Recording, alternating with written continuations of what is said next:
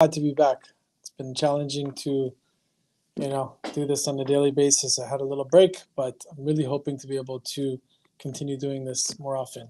Also, I was thinking maybe of doing some sort of shorts where we do just, a small little minute every day. I'm working on some ideas. All right, so today's topic, how Shem will always feed you, is very interesting because, once again, I always refer to this amazing book by Rabbi David Sutton, The Daily Dose of Bitachon. I refer to it a lot, and I'm using it for a lot of these classes. It's just amazing content. We talk about how Hashem is always making sure that we have food that we can provide for us, and that we have to understand that this food comes from HaKadosh Baruch Hu. We read in the Pasuk in Ashche, it says, the eyes of all look to you with hope, and you give them their food in its proper time. We open up your hand and satisfy the desire of every living thing. What we learn here is that we have to embrace what the Kadosh Baruch Hu gives us. Sometimes it's not very clear how he gives us his food and how he provides for us. And so we're going to give some examples to that. When we, every time we start our day, we have to say, Hashem is going to give me. Hashem is the one to provide for me. Not, okay, the bakery, the market, the chef, the restaurant is the one who made me my food, or my wife. The source comes from Hashem. There was a story about Rava. It's written in Masechet Ketuvot. It talks about the Rava that invited a poor man who came to his house, and this poor man asked for a steak. He said, I want steak, and I want the most expensive wine you have.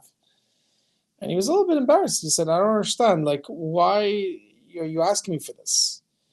And why are you asking for, why are you so particular with this as your request? I'll give it to you, but I just want to understand. So the poor man answered that Hashem is going to give me what I need when I need it.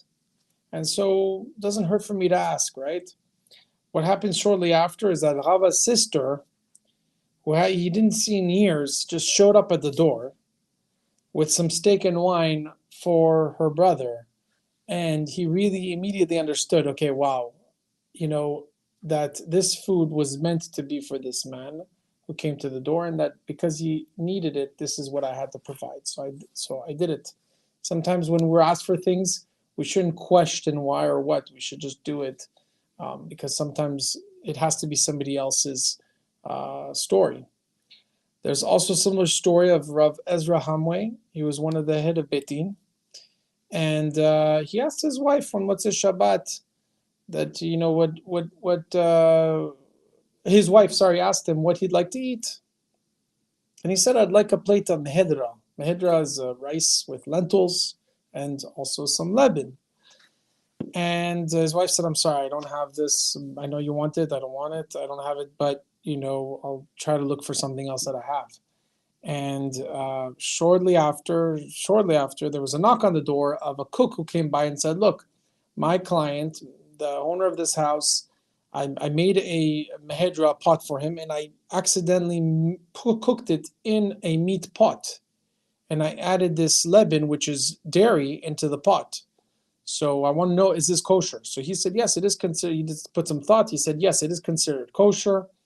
And, he went back to the house to tell his boss, look, listen, I checked with the rabbi. He said it's kosher. The owner said, listen, I don't believe it. If he'll eat it, then I'll go ahead and believe it. But otherwise, I'm not eating it. So he went back to the owner, to the Rav. And he asked the Rav, look, listen, my boss won't eat it. He said, if you eat it, he'll eat it. So he went ahead and understood that this was the way of getting what he wanted indirectly. So he enjoyed the mehedra, he enjoyed that dinner, and even though it came to him some other crazy way. So sometimes I'll have situations where, for example, I'll be davening in the morning, I'll go to Shachit, and I'm thinking in my head, wow, I haven't been up to the Torah in a long time, or I didn't, lift the Torah, or I didn't, and then at that very moment, the gabbai will come up to me and say, "Hey, would you like to come up to the Torah?" It's happened to me several times. So sometimes, so this shows you that Kadosh Baruch Hu does things at the right time when you're sometimes when you least expect it. Or sometimes I'll be hungry and I'll want to, I'll say, okay, you know what, I'm not going to eat this junk. I'm not going to eat Dunkin' Donuts. I'm going to try to eat healthy. And then I come home and my wife has a beautiful, healthy lunch prepared for me.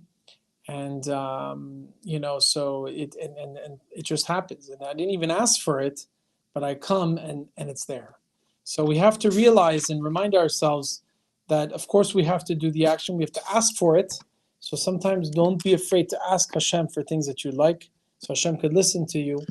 And just remember that everything you eat, everything you absorb in your body, the source is from Hakadosh Baruch Hu. Thank you very much. Have yourself a wonderful